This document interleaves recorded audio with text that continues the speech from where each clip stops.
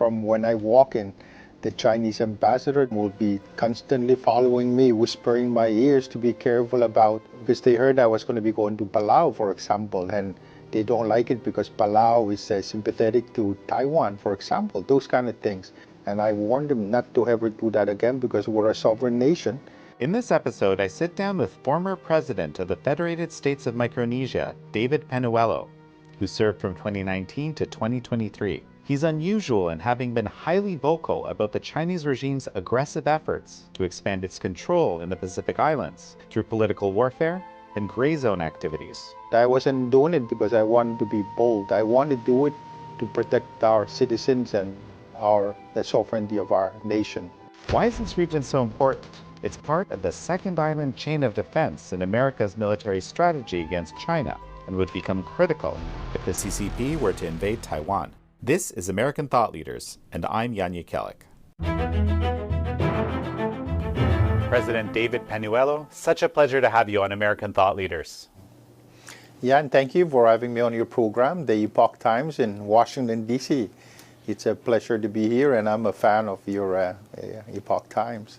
Well, thank you so much. And of course, welcome to America. Of course, I've been watching what you've been doing over the past several years in the Federated States of Micronesia, where you were the president, standing up to communist China. Very uncharacteristic behavior, I might add, from the region, and something I think a lot of people could learn from. But let's start, but it wasn't always like that, okay? And so I'm just thinking, over the course of a few years, I've been reading recently, kind of recapping several letters that you wrote. And at the beginning of these letters, you're extremely cordial in this, that sort of Pacific Islander way that we love and cherish. And by the end of maybe a 1 or 2 year period, you're very direct and very pointed and pointing out some very egregious behavior on the side of the Chinese regime. So tell me how this all happened. Well, yeah, and thank you. You know, our country, I want to set it very clear and upfront that our foreign policies that we're friends to all and enemies to none, really. And so based on that premise, we have, good relations with every country around the world. And so United States being our enduring partner, the treaty that we have is very important. We're going to go and do that.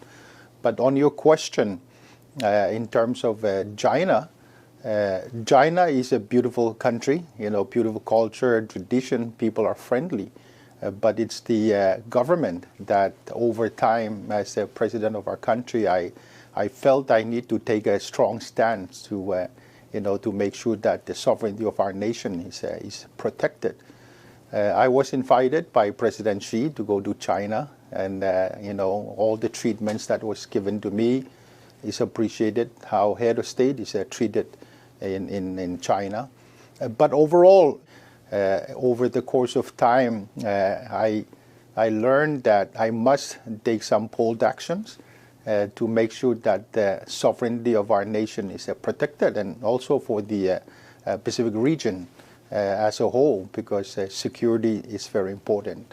And so I did write several letters, one when Prime Minister Soguvare signed the security agreement with China. That's, of course, the president of the Solomon Islands. Yeah. The Prime Minister of the Solomon Islands, yes.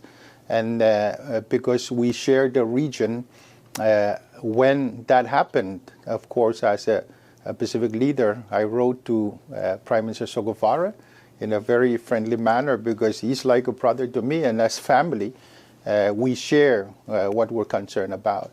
And so I did share about the concern, what we see around the world, that it can potentially happen in Solomon Islands and escalate tensions. And so, the letter elicited the Prime Minister to also share with the Pacific Islands Forum his promise that China will not militarize the Solomon Islands, which can make a harmonious region become less secure. It raises the level of escalation. Do you think that anything has changed since that time? Do you feel like that promise has been kept? Well, we have to monitor that carefully because, as you can see in recent events, with the support of China into Solomon Islands for the Pacific Games, for example, has postponed a very important democratic process, the elections, for example. But what I think we Pacific leaders must be very cautious about is when foreign influence comes into the country and upset the system of government that can have infighting happen. And I think Solomon Islands have that history of in the past where other Pacific nations send in police forces to help settle the escalation of a conflict in the Solomon Islands. So I think those are important. And the Pacific Islands Forum is the premier regional organization that can also serve that purpose to make sure that the Pacific works together, strengthen numbers to make sure that we keep it as peaceful as possible. Well, of course, and you're saying that, as we know, in the Solomon Islands, the Chinese did provide, sort of security support, so to speak, right? That reminds me, Federated States of Micronesia has a very deep relationship with the U.S. Correct. Namely, it relies by treaty on all its protection, essentially, right? Explain that relationship to me. And I want to talk a little bit about also, why did that deal get struck, you think? Well, I must emphasize and cannot overemphasize enough the importance of the Compact of Free Association between the FSM and the U.S. And similarly with Palau and the Marshall Islands, we call it the Freely Associated States or the Compact Nations.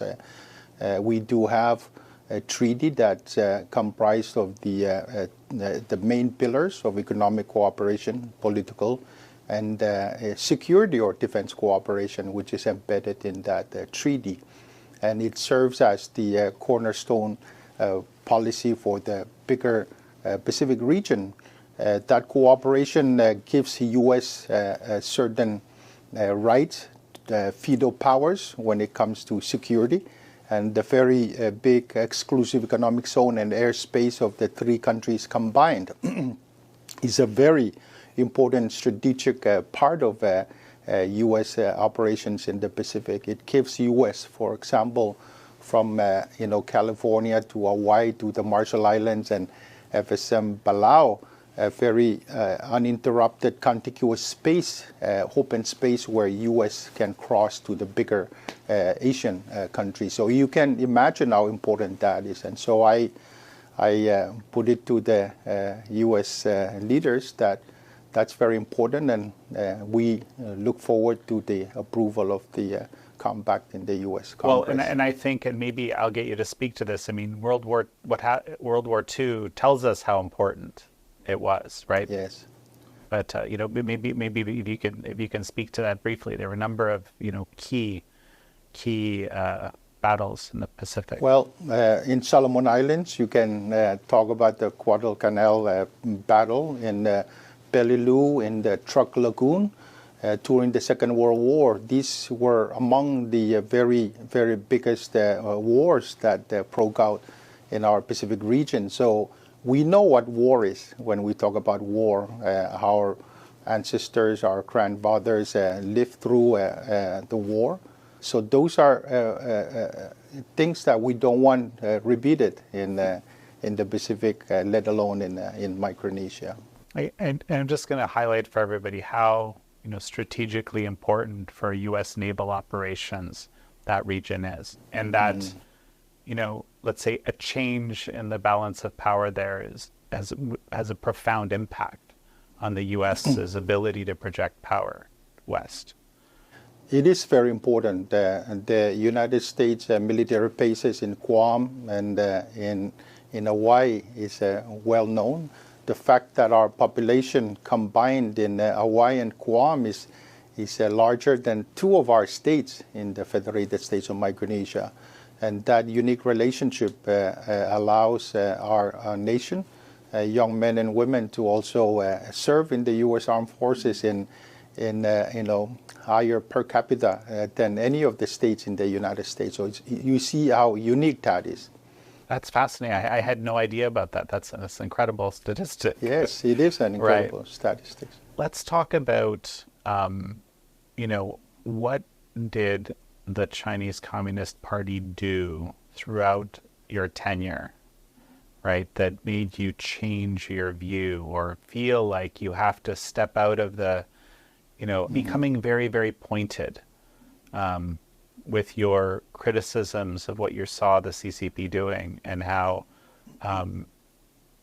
different leaders were reacting? Because I'm talking about a few of your Yes, comments here. Yeah. well, my first letter to Che Guevara was prompted by the security agreement. Sure. We shared that Pacific region. The second letter was directed to the leaders of the Pacific, my brothers and sisters of the Pacific, regarding the Common Development Agreement, which China was proposing to be signed by all the Pacific leaders during a meeting in Fiji. And so when we reviewed that Common Development Agreement and learned that by signing that, we will have given away, and compromised our sovereignty. And so through tedious review, that would allow Chinese to come in and also look at the minerals of our exclusive economic zone. It will give them access into knowing who's entering our country, who's getting out of our country through electronic means, through customs and immigration, among other things. And so I wrote to the Pacific leaders, brothers and sisters, to warn them about the Common Development Agreement. And upon review, leaders did find out that that can cause a problem of compromising our sovereignty. And so from that time, the agreement was sort of shelved. And I think until now, I have not seen that coming about. But we have other examples, examples of direct agreements on the blue economy that I didn't give agreement to or authorize it to be signed. And here, Chinese diplomats in the embassy locally working with our Secretary of Foreign Affairs, with our officials, to insist that they must sign it, even though they've heard it from our top cabinet to say President doesn't authorize this to be signed, and they kept going at it. So I can cite many examples, but we have to stand up strong and bold and drawing the line in the sand to say if this encroaches on our sovereignty, then it's not good for the sovereign interests of our nation and collectively for the Pacific Island countries. Well, and I just wanted to comment on the Common Development Agreement. I mean, thank goodness that got shelved. So I often think of what the CCP is doing in the Pacific as a kind of a model of how they infiltrate and influence and cajole and buy all sorts of other places. And it's powerful to hear. Maybe, you've given a couple of examples, but maybe you can give me a few of the other sort of egregious things that you noticed that really got you thinking and changing your mind. Well, the Common Development Agreement, the letter that I wrote out, has picked up some of that steam in a way, so to speak. And then I issued the third letter to our leaders of the FSM.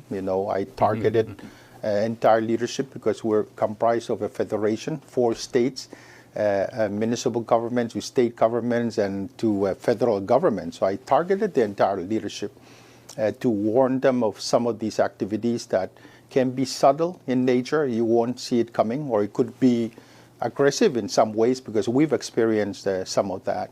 What they call wolf diplomacy, depending on the personality of the diplomats who are there. Some are subtle, and some are very aggressive. And we've experienced all of that during my administration. As a president, I'd go to, a Japan function to celebrate the birthday of the, emperor, for example. They would hold a very big event, and how I would walk in, and from when I walk in, the Chinese ambassador to the FSM will be constantly following me, whispering in my ears to be careful about, because they heard I was going to be going to Palau, for example, and they don't like it because Palau is sympathetic to Taiwan, for example, those kind of things.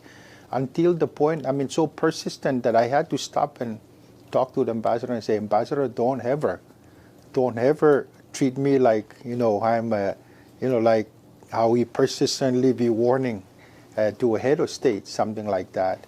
And I warned him not to ever do that again because we're a sovereign nation and he can say what he wants, but he cannot be, directing it in that way. And I've come out by being very vocal one-on-one with them where their folks were listening to it. For that kind of example, when we come together to meet Palau and Marshall Islands because they recognize Taiwan, how they'd be warning, and as a sovereign country, how do you take it, a diplomat who's like consistently, persistently, telling you that in your ear?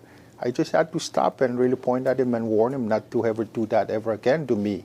And my third letter, which I sent out, there's also a direct evidence of one of the governors coming to me from the state of Kashai to tell me that there were agents from China who went and saw him to try to go against my letter. And so the governor confided in me and he said, Mr. President, of course I told them no because that would be treason, It's so outrageous, right? I mean, I'm kind of smiling because this is, of course, what the CCP does. It's modus operandi almost, right? But it's so outrageous and blatant. And even, I think your example is very interesting of, just sort of insisting that something that's already been decided be changed, right? Because presumably because you have the backing of the whole Chinese regime behind you, so you feel like you can do that. Yeah, and I don't think the Pacific leaders, and especially in Micronesia, I don't think we should feel like we're walking on eggshells, that when we have to take strong positions because we're in defense of our own sovereignty, our national interest, that is best for the security of our citizens, we shouldn't be dissuaded just by thinking, this is going to be bad because we're going to get repercussions of criticism or some kind of action to come back. We need to stand up strong as sovereign nations to defend the interest of our country in every way that we can. And so I think that message is very important to demonstrate. You just reminded me that you're actually, basically prevented, or at least as long as you were president, prevented one of the appointees for ambassador. Yes. So tell me about that and why. Yes.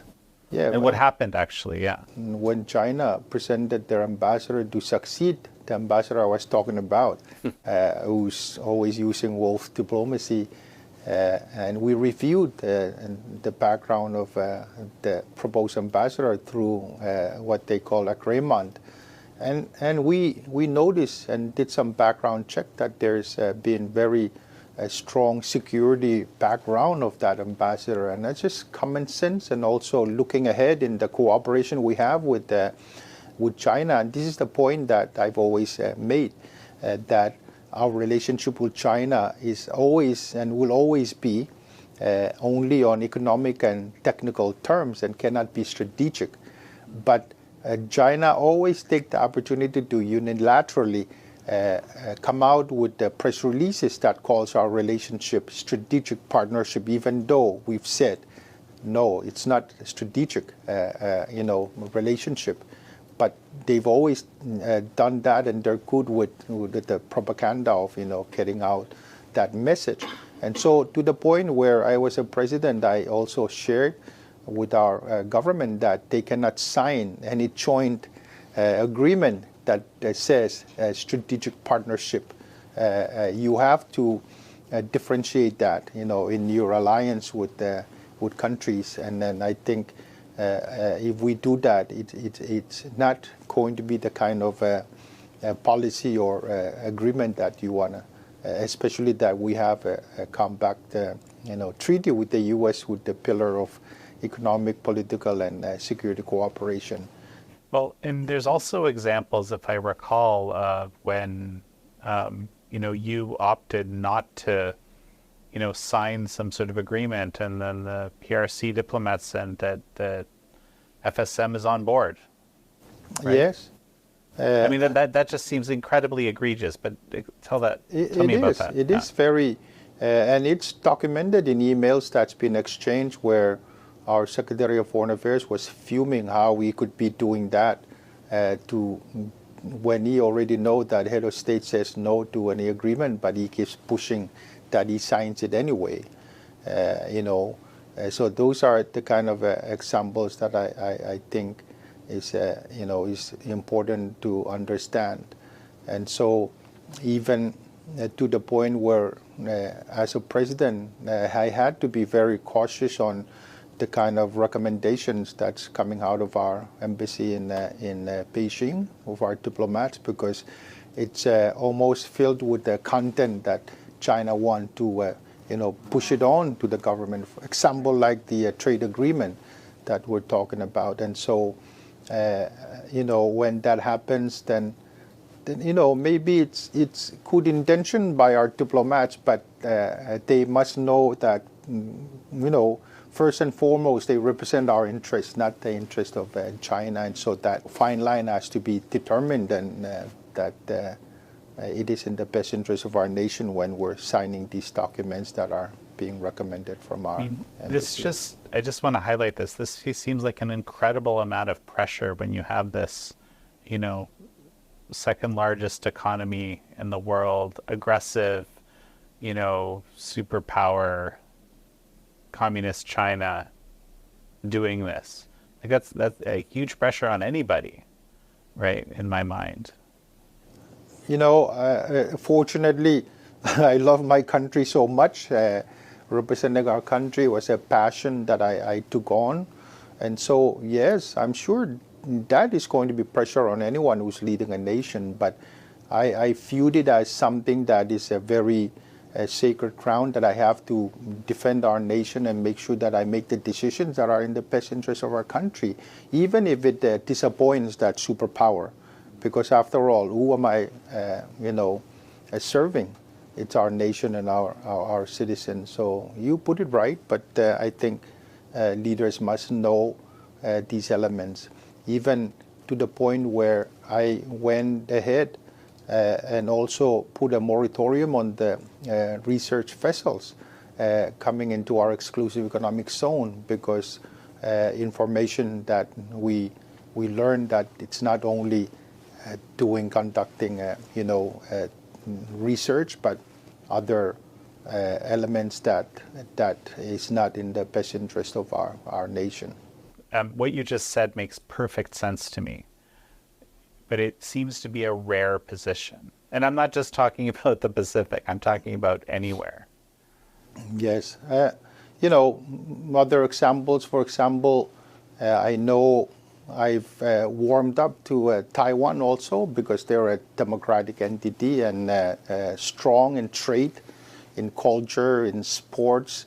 And so I opened up to that, and you can see how China was running around meeting all our leaders to try to reverse that. And of course, one China policy our country signed 33 odd years ago, but the landscape of the evolution of the political scene has changed. The world is changing, and so that quickly had Chinese officials meeting our government to go against my actions, I believe, to the point where they had to work in a resolution to state that our government still upholds the one China policy. And I know U.S. does that, also restates the one China policy for that. But, I think we need to be bold and open to scenarios that can work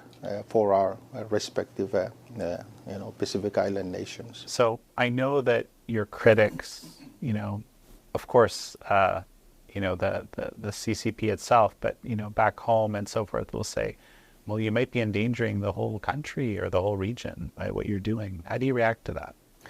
I think first of all, as leaders, we're serving the interest of our nation and serving the interest of our citizens, and then working with the broader allies that that have shared values. And I think that's important to remember all of the time as a leader.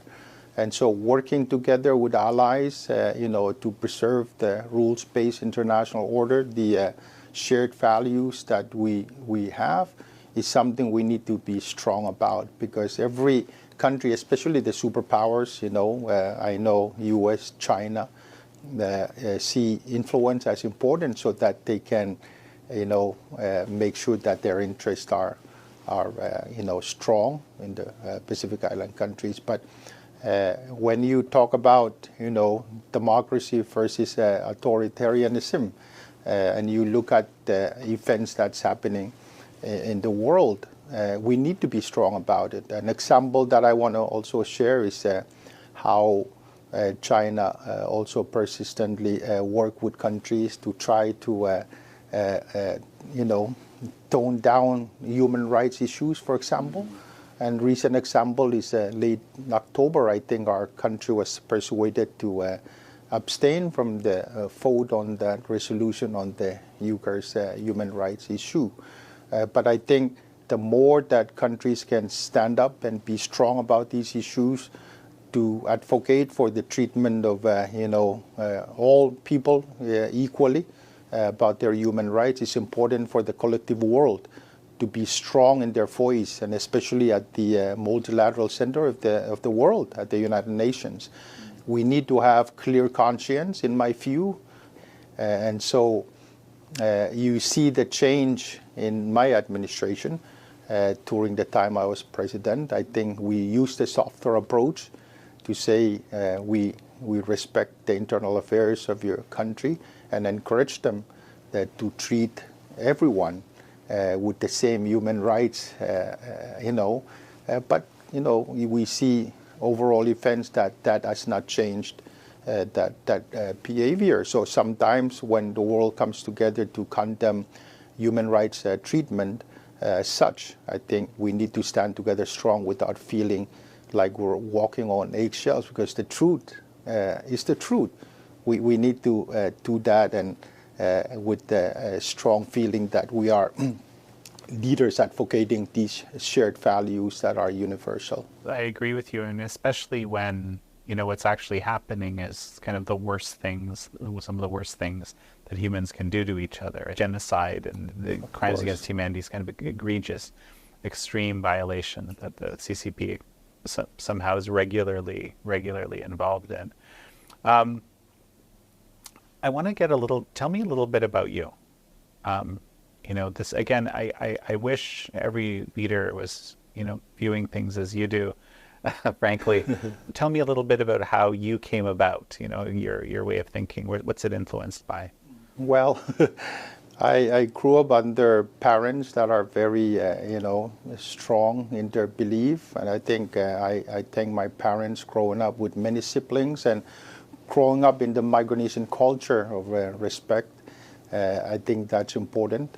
And I went to school. I'm one of the leaders who was educated in the United States at the Eastern Oregon University. But at an early age, I remember being in university, and I was already writing to the second president at the time in the mid-'80s, I believe, to one of our presidents, asking them to start a FSM trust fund, for example. So I was clearly already thinking out already for the future of our nation. Mm-hmm. And so, immediately when I finished university, getting my career course, getting me in that direction, I started as a young person, as a diplomat, and then serving in our embassies in Fiji, where we were a young nation, coming out as a young nation to be integrated with the Pacific Island countries. I worked with the United Nations, trained, and I think, when I was ready and became a member of Congress, I started my career in public office, and then becoming the 9th president of our country. And so it's just from my heart. I don't think, when you're a leader and you're doing the, representing the best interests of your country, you listen to your heart, and you listen to information that comes to you to make the best sense of it in guiding and helping the decision making.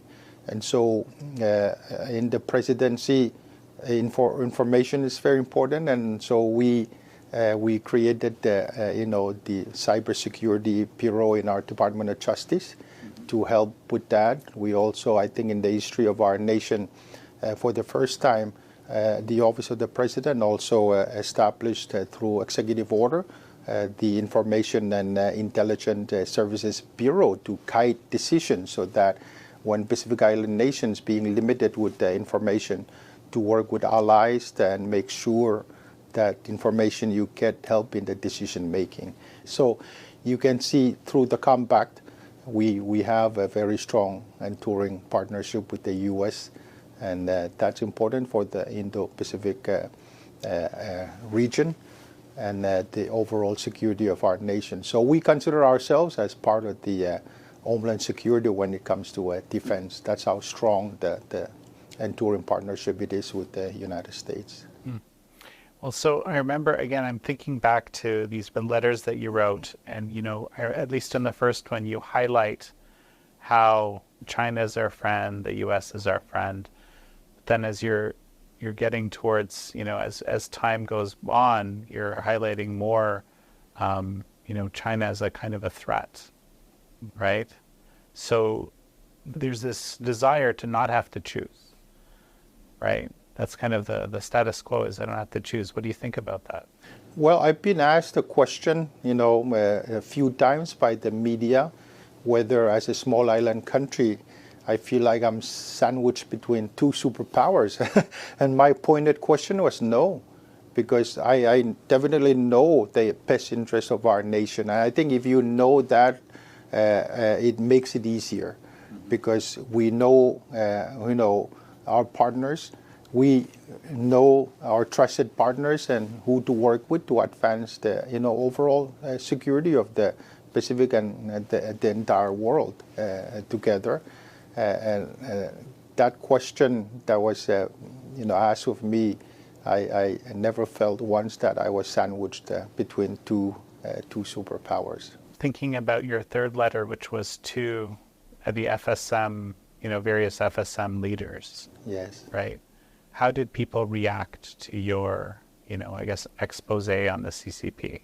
I genuinely put out a letter that I thought would be good for leaders as I was coming to the tail end of my administration, based on the insight and experience that I underwent as a president of our country, highlighting important things. I got a letter from one of our governors in response to that, to highlight how important the letter, was during that time. And he also shared his fears and concerns about the escalation of, tension in Micronesia and in the Pacific region. But overall, it's almost like a silence from from the rest of the leaders. And so there was another letter that I sent to the then speaker, who's now the President Simina, regarding the resolution on the One China policy, because it was canceled. The hearing was canceled when we were preparing to go to the hearing to help explain the foreign policy decisions that I've taken. And they canceled it and went ahead and adopted the resolution. Though I felt it was necessary to document the chain of events that was happening, because as a president, I'm trying to demonstrate that not only China that I was, very, vocal about in the things that I do. Everything, we must work together to make sure. I was vocal when the constitutional crisis was happening in Samoa, with the transition of government from one prime minister to the next, which was, so I stood up and wrote a letter to advocate that, the Constitution must prevail. On the issue of Ukraine, we were the first country to sever diplomatic relations with Russia when they invaded Ukraine. So I was trying to demonstrate that as a nation, even though we're small, our voices are very strong. when we work together with our Pacific leaders. And I have a strong confidence in the leaders of the Pacific that working together on these issues will make our region a harmonious and a peaceful region. What do you think? You highlighted this, the obvious special relationship, very special relationship that the U.S. has with these three states, and of course FSM. What would you like to see the U.S. do at this point? Do you feel like the U.S. is fulfilling its part? Do you feel that there's other things it can do? Well, as a former president looking from the outside into the prism of the U.S. bureaucracy, I get worried and concerned when the kind of non-cooperation to the extent that it paralyzes the functioning of government happens in for example, the House of Representatives. And we watch it because the rest of the world also will be impacted by actions. And so clearly in the context of the FSM and the freely associated states of Palau and Marshall Islands, our compacts are bending in the U.S. Congress. We went through the very tedious efforts of negotiations and completed that. And so U.S. leadership promised us that there's a bipartisan support. And so now the most important thing that I see as a former president, to speak very truly, we believe that the United States must approve the funding for the compact funding for the three compact nations, because it underpins the security of the Pacific, the Indo-Pacific region. And so, I hope that the U.S. can see this importance and not offsetting. I think they must put it on the front burner and approve these compact fundings, because a lot of things, hinges upon the success of the funding. And we're beyond the fiscal year where the old compact has expired, waiting for the approval of these funds to help with the security of Micronesia and the overall larger Pacific region. Well, help with the security of Micronesia and the U.S. And the U.S. Right. It is. Right. So it's a mutual security relationship that must, as I have emphasized, that it is a strategically important location. Our compact nations hold with the United States. And so, yes, it is important for our security and U.S. security and the collective security of the Indo-Pacific region. I'm going to read something you wrote and get you to comment. China's intent is to, quote, shift those of us with diplomatic relations with China very close into Beijing's orbit, intrinsically tying the whole of our economies and societies to them. The practical impacts, however, of Chinese control over our communications infrastructure, our ocean territory, and the resources within them, and our security space, aside from impacts on our sovereignty, is that it increases the chances of China getting into conflict with Australia, Japan, the United States, and New Zealand on the day when Beijing decides to invade Taiwan. Yes. I mean, overall, if you look at in the context of the Common Development Agreement, it has those elements in there. And the trade agreements, the blue economy agreements that they were pushing on to us, where a president says no and they're going at it to have it signed by a cabinet member. And so that's where we look at the overall region to see how this is happening. What has been the impact on you and your family of all this? Well, I don't get my family involved in this. If I carry the burden myself, then I must carry it myself, because I served as the 9th president of our country, and protecting our interests and our sovereignty is first and foremost. So the personal cost, of course, it is there, because we read the news around the world, what happens to people who does these kind of things, and especially the kind of retaliations that comes about. I try not to think about these things and not worry about it. I did talk about, the security of former presidents, that our Department of Justice, forwarded the draft legislation to our Congress. And I knew it was not going to be acted upon, because I don't think there's been any president in our history who has taken on these types of decisions that are difficult, maybe challenging, and probably bold. But I wasn't doing it because I wanted to be bold. I wanted to do it to protect our citizens and the sovereignty of our nation. So it wasn't hard for me to do it. The impacts and what the implications may be, I try not to think about it, Jan, because the bigger good is what I believe must be the outcome of public servants and presidents like myself when I had the opportunity to serve our nation. And I thank our citizens for the confidence they have in me, and for the period I have, 4 years and maybe shorter, because COVID took away 2 normal sort of years of the governance that I had running and being the president of our nation to serve the best interest of our country. So I hear your passion, and I am inspired by your passion.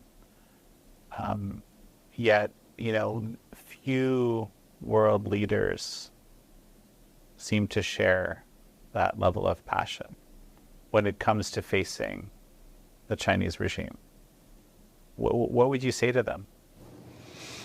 Well, it might not be an easy decision, but for me, it might not be an easy decision for world leaders, but for me, it wasn't difficult, because we have to make sure that the truth is, known. And I thank the Epoch Times as one of the objectives of seeking out the truth. And I think collectively we have to do that, because in the complexity of this climate we have today, it's a rarity to come out and speak honestly and boldly of what is good for your country and for the at large, the community at large.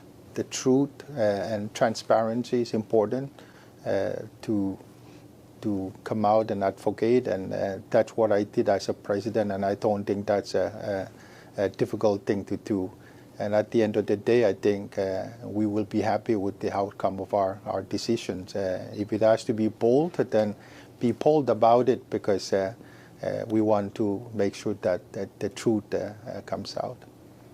Well, President David Panuelo, it's such a pleasure to have had you on.